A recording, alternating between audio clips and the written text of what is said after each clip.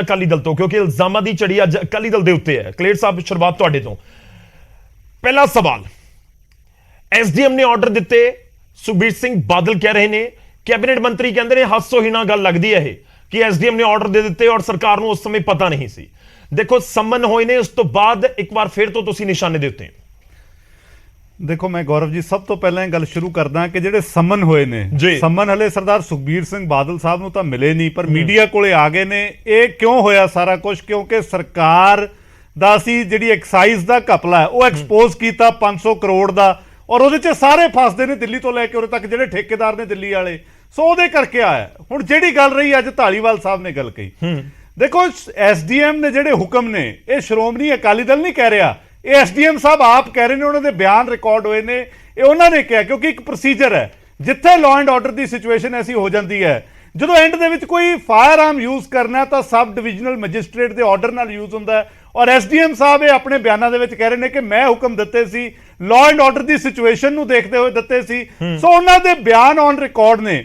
ਪਰ ਇਹ ਚੀਜ਼ ਜਿਹੜੀ ਇਹਨਾਂ ਦੀ ਪੋਲੀਟੀਕਲ ਪਾਰਟੀ, ਚਾਹੇ ਕਾਂਗਰਸ ਹੋਵੇ ਚਾਹੇ ਆਮ ਆਦਮੀ ਪਾਰਟੀ ਹੈ, ਇਹਨਾਂ ਦੀ ਗੰਦੀ ਸਿਆਸਤ ਨੂੰ ਸੂਟ ਨਹੀਂ ਕਰਦੀ। ਇਹ ਕਹਿੰਦੇ ਨਹੀਂ ਐਸਡੀਐਮ ਕਹੀ ਜਾਵੇ, ਪਰ ਅਸੀਂ ਤਾਂ ਜਾਂਚ ਸ਼੍ਰੋਮਣੀ ਅਕਾਲੀ ਦਲ ਤੇ ਸੁਖਬੀਰ ਬਾਦਲ ਸਾਹਿਬ ਦੇ ਆਲੇ ਦੁਆਲੇ ਰੱਖਣੀ ਹੈ, ਕਿਉਂਕਿ ਸਾਨੂੰ ਸਿਆਸੀ ਤੌਰ ਤੇ ਉਹਦਾ ਫਾਇਦਾ ਹੈ। ਉਹ ਜ਼ਿੰਮੇਵਾਰ ਦੱਸ ਰਹੇ ਨੇ ਸਰ ਤੁਹਾਨੂੰ, ਗੋਲੀ ਕਾਂਡ ਦੇ ਲਈ, ਬੇਅਦਬੀ ਵਾਲੇ ਮਾਮਲੇ ਦੇ ਲਈ ਜ਼ਿਕਰ ਦੋਵਾਂ ਦਾ ਉਹਨਾਂ ਨੇ ਕੀਤਾ। ਜ਼ਿੰਮੇਵਾਰ ਦੱਸ ਰਹੇ ਨੇ ਕਿ ਤਤਕਾਲੀ ਗ੍ਰਹਿ ਮੰਤਰੀ ਜ਼ਿੰਮੇਵਾਰ। ਗੌਰਵ ਜੀ ਦੇਖੋ ਇਹਦੇ ਚ 3 ਕੇਸ ਨੇ।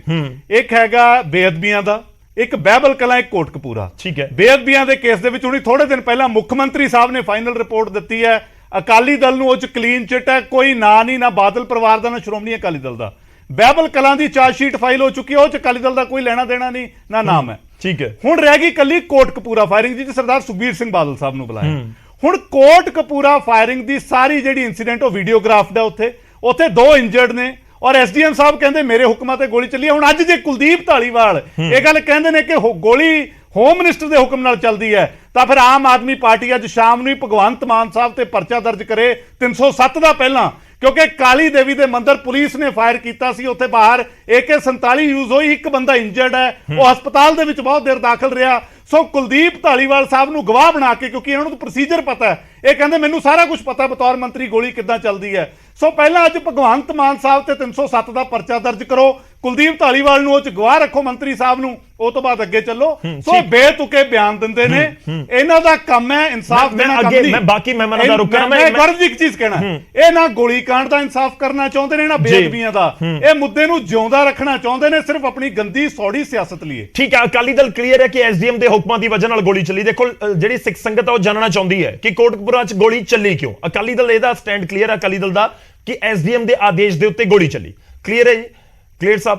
ਬਿਲਕੁਲ ਜੀ। ਨਹੀਂ ਮੈਂ ਤਾਂ ਸਰੇਆਮ ਕਹਿਣਾ ਜੀ, ਜੇ ਕੁਲਦੀਪ ਧਾਲੀਵਾਲ ਸਾਹਿਬ ਪ੍ਰੋਸੀਜਰ ਦੀ ਗੱਲ ਕਰਦੇ ਨੇ ਤਾਂ ਅੱਜ ਕੁਲਦੀਪ ਧਾਲੀਵਾਲ ਨੂੰ ਗਵਾਹ ਰੱਖ ਕੇ ਮੰਤਰੀ ਨੂੰ ਪਹਿਲਾਂ ਮੁੱਖ ਮੰਤਰੀ ਤੇ ਕਾਲੀ ਦੇਵੀ ਵਾਲੇ ਇਨਸੀਡੈਂਟ ਪਰਚਾ ਦੇ ਦਿਓ, ਫਿਰ ਅੱਗੇ ਚੱਲਾਂਗੇ। ਫਿਰ ਪਟਿਆਲੇ ਵਾਲੇ ਦਾ ਜ਼ਿਕਰ ਕਰ ਰਹੇ ਹੋ। ਕੰਗ ਸਾਹਿਬ ਥੋੜਾ ਜਿਹਾ ਇੰਤਜ਼ਾਰ ਕਰਿਓ, ਅੱਜ ਸੁਖਰਾਜ ਜੀ ਸਾਡੇ ਨਾਲ ਜੁੜੇ ਹੋਏ ਨੇ। ਸੁਖਰਾਜ ਜੀ, ਬਹਿਬਲ ਕਲਾਂ ਤੇ ਕੋਟਕਪੂਰਾ ਦੋਵੇਂ ਵੱਖ-ਵੱਖ ਮਾਮਲੇ ਨੇ ਜਿੱਥੇ ਗੋਲੀ ਚੱਲੀ ਹੈ, ਪਰ ਕੀ ਸੰਤੁਸ਼ਟੀ ਹੈ ਜੋ ਲਗਾਤਾਰ ਜ਼ਿਕਰ ਹੋ ਰਿਹਾ ਕਿ ਐਸਡੀਐਮ ਨੇ ਆਦੇਸ਼ ਦਿੱਤੇ ਔਰ ਗੋਲੀ ਚੱਲ ਗਈ? ਸੁਖਰਾਜ ਜੀ। ਨਹੀਂ, ਇੱਕ ਐਸਡੀਐਮ ਦੇ ਅੰਡਰ ਕਿਵੇਂ ਉਹ ਪੰਜਾਬ ਦੀ ਸਾਰੀ ਪੁਲਿਸ ਆ ਜਿਹੜੀ ਭੁਗਤ ਗਈ, ਇੱਥੇ ਇਹ ਗੱਲ ਦੀ ਹੈਰਾਨਗੀ ਹੁੰਦੀ ਆ। ਸਾਡੇ ਜਿਹੜੇ ਸਹਿਯੋਗੀ ਨੇ ਉਹ ਗੱਲ ਕਰ ਰਹੇ ਸੀ ਵੀ ਅੱਜ ਕੰਪੈਰੀਜ਼ਨ ਕਰ ਰਹੇ ਸੀ ਕਿ ਪਟਿਆਲੇ ਵਾਲੇ ਕੇਸ ਦੇ ਨਾਲ। ਸੋ ਪਹਿਲਾਂ ਤਾਂ ਮੈਂ ਗੱਲ ਕਰਾਂ ਕਿ ਜਿਹੜੇ ਕੇਸ ਤੇ ਆਪਾਂ ਗੱਲ ਕਰ ਰਹੇ ਹਾਂ ਉਸੇ ਦਾਇਰੇ ਦੇ ਵਿੱਚ ਰਹਿ ਕੇ ਗੱਲ ਕਰੀਏ ਤਾਂ ਠੀਕ ਰਹੂਗਾ। ਬਿਲਕੁਲ। ਜੇ ਗੱਲ ਕੋਟਕਪੂਰਾ ਕਾਂਡ ਦੀ ਆ ਤੇ ਉਹਦੇ ਵਿੱਚ ਉਸ ਸਮੇਂ ਦਾ ਜਿਹੜਾ ਗ੍ਰਹਿ ਮੰਤਰਾਲਾ ਕਿੱਥੇ ਜਾਂਦਾ, ਪੁਲਿਸ ਪੂਰੀ ਅੰਡਰ ਕਿਹਦੇ ਆਉਂਦੀ ਆ, ਤੇ ਮੁੱਖ ਮੰਤਰੀ ਦੀ ਉੱਥੇ ਕੀ ਭੂਮਿਕਾ ਰਹਿੰਦੀ ਆ। ਜੇ ਇੱਕ ਐਸਡੀਐਮ ਮੁੱਖ ਮੰਤਰੀ ਤੋਂ ਵੱਡਾ ਹੋ ਜਾਂਦਾ ਜਾਂ ਇੱਕ ਸਰਕਾਰ ਤੋਂ ਐਸਡੀਐਮ ਵੱਡਾ ਹੋ ਜਾਂਦਾ, ਉੱਥੇ ਕੀ ਭੂਮਿਕਾ ਰਹਿੰਦੀ ਆ।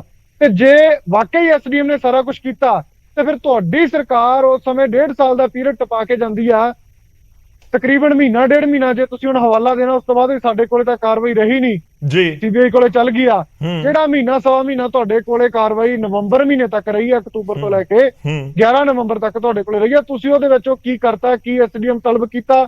ਡੀਜੀਪੀ ਤੇ ਕੋਈ ਕਾਰਵਾਈ ਕੀਤੀ? ਆਈਜੀ ਤੇ ਕੀਤੀ? ਐਸਐਸਪੀ ਤੇ ਕੀਤੀ? ਹਾਲਾਂਕਿ 2 ਸਿੱਖ ਨੌਜਵਾਨਾਂ ਤੇ ਜ਼ਰੂਰ ਤਸ਼ੱਦਦ ਹੋਇਆ ਉਸ 'ਚ।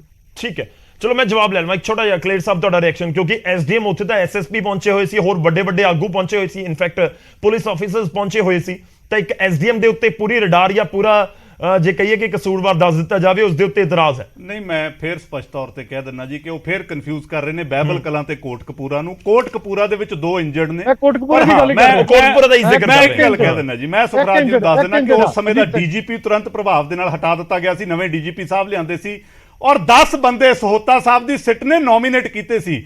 ਪਰ ਮੇਰਾ ਸੁਖਰਾਜ ਜੀ ਨੂੰ ਹਮੇਸ਼ਾ ਇੱਕ ਸਵਾਲ ਰਹਿੰਦਾ ਕਿ ਕੁੰਵਰ ਵਿਜੇ ਪ੍ਰਤਾਪ ਨੇ ਉਹਦੇ ਚੋਂ 7 ਬੰਦੇ ਕੱਢੇ, ਉਹ ਕਿਸ ਬਿਆਨਾਂ ਤੇ ਕੱਢੇ ਉਹ ਵੀ ਸਾਨੂੰ ਦੱਸ ਦਿਓ ਕਿ 7 ਪੁਲਿਸ ਮੁਲਾਜ਼ਮ ਕਿੱਦਾਂ ਕੱਢੇ, ਕਿਉਂਕਿ ਇਹਦੇ ਚ ਨੋਮੀਨੇਟ ਹੋਏ ਨੇ। ਛੱਡੋ ਤੁਸੀਂ, ਉਹ ਤਾਂ ਕਾਂਗਰਸ ਚ ਹੁੰਦਾ। ਕੁੰਵਰ ਵਿਜੇ ਪ੍ਰਤਾਪ ਨੂੰ ਛੱਡੋ, ਤੁਹਾਡੀ ਸਰਕਾਰ ਦੇ ਅੰਡਰ ਜੋ ਗੱਲ ਹੋਈ ਆਪਾਂ ਉੱਥੇ ਗੱਲ ਕਰਦੇ ਹਾਂ।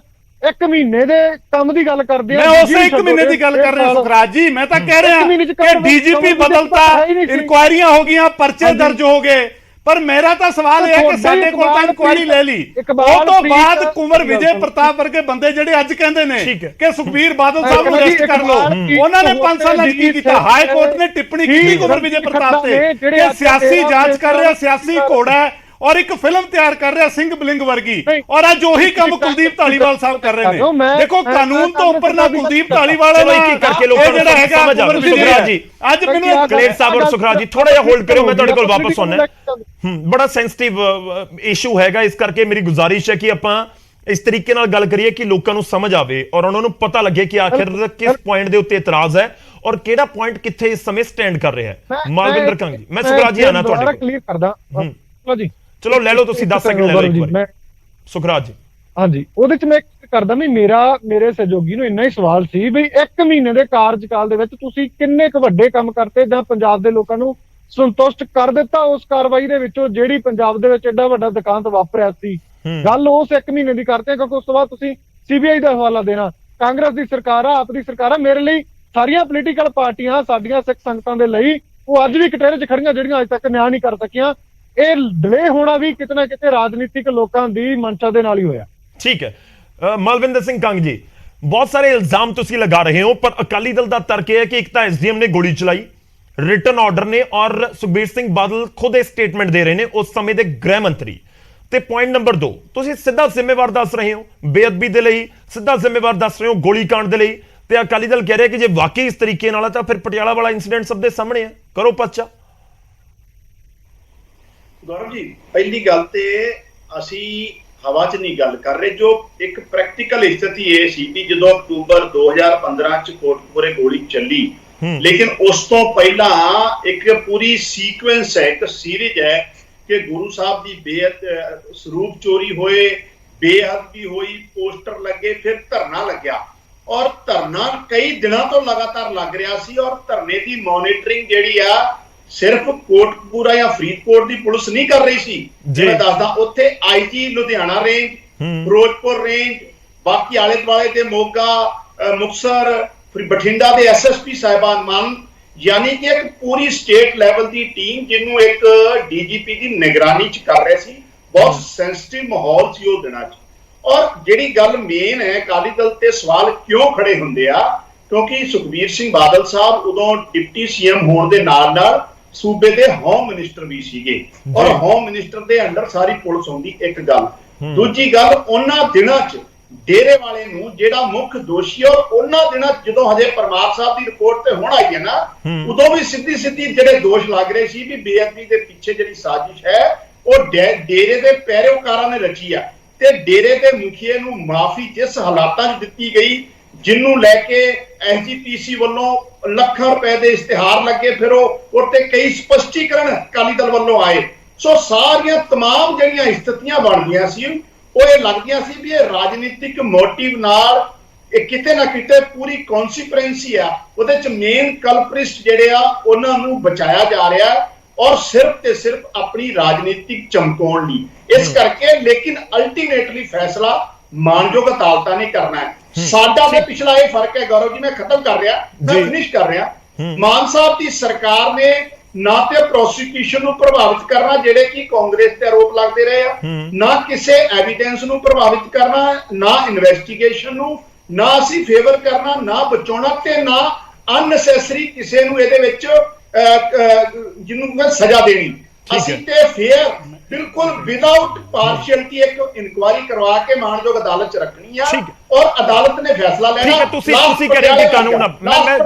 ਮੈਂ ਕੰਗ ਸਾਹਿਬ ਤੁਹਾਡੇ ਕੋਲ ਆ ਰਿਹਾ। ਬੇਸਿਕਲੀ ਬੇਅਦਬੀ ਵਾਲੇ ਮਾਮਲੇ ਨੂੰ ਜਿਹੜਾ ਤੁਸੀਂ ਟੱਚ ਕਰਨ ਦੀ ਕੋਸ਼ਿਸ਼ ਕਰ ਰਹੇ ਹੋ, ਉੱਥੇ ਪੁਆਇੰਟ ਇਹ ਵੀ ਹੈ ਕਿ ਜੇ ਚਾਰਜਸ਼ੀਟ ਹੋਈ ਹੈ ਉਸ ਦੇ ਵਿੱਚ ਅਕਾਲੀ ਦਲ ਦਾਅਵਾ ਕਰ ਰਿਹਾ ਕਿ ਸਾਡਾ ਕੋਈ ਨਾਮ ਨਹੀਂ, ਬਾਦਲ ਪਰਿਵਾਰ ਦਾ ਕੋਈ ਨਾਮ ਨਹੀਂ, ਕੁਝ ਕਹਿਣਾ ਚਾਹ ਰਹੇ ਨੇ। ਮੈਂ ਤੁਹਾਡੇ ਕੋਲ ਵਾਪਸ ਸੁਣ, ਮੈਂ ਇਸ ਪੁਆਇੰਟ ਤੇ ਵਾਪਸ ਆਉਂਗਾ। ਇਨਫੈਕਟ ਹਰਪ੍ਰੀਤ ਜੀ ਬਹੁਤ ਦੇਰ ਦੇ ਇੰਤਜ਼ਾਰ ਕਰ ਰਹੇ ਨੇ, ਪਰ ਕਲੇਰ ਸਾਹਿਬ ਤੁਹਾਡਾ ਛੋਟਾ ਜਿਹਾ ਰਿਐਕਸ਼ਨ। ਮੈਂ ਦੇਖੋ ਕੰਗ ਸਾਹਿਬ ਖੁਦ ਵਕੀਲ ਰਹੇ ਨੇ, ਮੈਂ ਇਹਨਾਂ ਨੂੰ ਕਹਿਣਾ ਕਿ ਜਿਹੜੀ ਇਹਨਾਂ ਦੀ ਸਰਕਾਰ ਨੇ ਫਾਈਨਲ ਰਿਪੋਰਟ ਦਿੱਤੀ ਹੈ ਬੇਅਦਬੀ ਮਾਮਲੇ ਦੇ ਵਿੱਚ, ਕੀ ਉਹ 'ਚ ਸ਼੍ਰੋਮਣੀ ਅਕਾਲੀ ਦਲ ਦਾ ਨਾਮ ਹੈ? ਨਹੀਂ। ਕੀ ਸਰਦਾਰ ਸੁਖਬੀਰ ਸਿੰਘ ਬਾਦਲ ਜਾਂ ਬਾਦਲ ਪਰਿਵਾਰ ਦਾ ਨਾਮ ਹੈ? ਨਹੀਂ। ਸੋ ਬੇਅਦਬੀਆਂ ਦੀ ਫਾਈਨਲ ਰਿਪੋਰਟ ਆ ਚੁੱਕੀ ਹੈ, ਬਹਿਬਲ ਕਲਾਂ ਦਾ ਚਲਾਨ ਪੇਸ਼ ਹੋ ਚੁੱਕਿਆ ਹੈ, ਉਹਦੇ 'ਚ ਕਿਤੇ ਬਾਦਲ ਪਰਿਵਾਰ ਦਾ ਜਾਂ ਸ਼੍ਰੋਮਣੀ ਅਕਾਲੀ ਦਲ ਦਾ ਨਾਮ ਹੈ? ਨਹੀਂ। ਹੁਣ ਰਹਿ ਗਈ ਕੋਟਕਪੂਰਾ ਫਾਇਰਿੰਗ। ਹੁਣ ਮੇਰਾ ਕੰਗ ਸਾਹਿਬ ਨੂੰ ਸਿੱਧਾ ਸਵਾਲ ਹੈ ਕਿ ਜਿਹੜੀਆਂ ਗੱਲਾਂ ਇਹ ਅੱਜ ਕਰ ਰਹੇ ਨੇ, ਇਹ ਮਾਣਯੋਗ ਪੰਜਾਬ ਤੇ ਹਰਿਆਣਾ ਹਾਈ ਕੋਰਟ ਦੇ ਸਿਟਿੰਗ ਜੱਜ ਇਹ ਪੁਆਇੰਟਸ ਕਲੀਅਰ ਕਰ ਚੁੱਕੇ ਨੇ। ਅਗਰ ਬਾਦਲ ਸਾਹਿਬ ਦੀ ਉਸ ਸਮੇਂ ਰਾਤ ਨੂੰ ਗੱਲ ਹੋਈ ਹੈ, ਉਹਦੇ ਤੇ ਵੀ ਮਾਣਯੋਗ ਪੰਜਾਬ ਹਰਿਆਣਾ ਹਾਈ ਕੋਰਟ ਨੇ ਕਿਹਾ ਕਿ ਮੁੱਖ ਮੰਤਰੀ ਦਾ ਫਰਜ਼ ਸੀ, ਅਗਰ ਸੂਬੇ 'ਚ ਕੋਈ law and order the situation ਸੀ, ਰਾਤ ਨੂੰ ਗੱਲ ਕਰਨਾ ਇਹ ਮੁੱਖ ਮੰਤਰੀ ਦਾ ਫਰਜ਼ ਸੀ।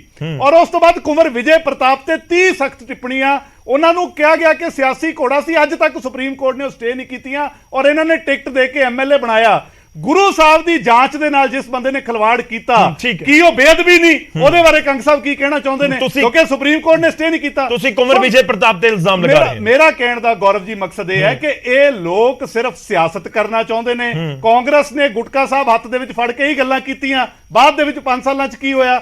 ਸੋ ਗੁਰੂ ਸਾਹਿਬ ਦੀ ਜਾਂਚ ਹੈ, ਇਹਦੇ 'ਚ ਬੇਕਸੂਰ ਬੰਦਾ ਫਸਾਇਆ ਨਹੀਂ ਜਾਣਾ ਤੇ ਜੇ ਕੋਈ ਅਸਲ ਦੋਸ਼ੀ ਉਹ ਬਚਾਇਆ ਨਹੀਂ ਜਾਣਾ। ਸੋ ਜਾਂਚ ਸਹੀ ਕਰੋ, ਕੱਲਾ ਸ਼੍ਰੋਮਣੀ ਅਕਾਲੀ ਦਲ ਨੂੰ ਟਾਰਗੇਟ ਕਰਨਾ ਬੰਦ ਕਰੋ। ਥੋੜੇ ਇੰਤਜ਼ਾਰ ਪਲੀਜ਼।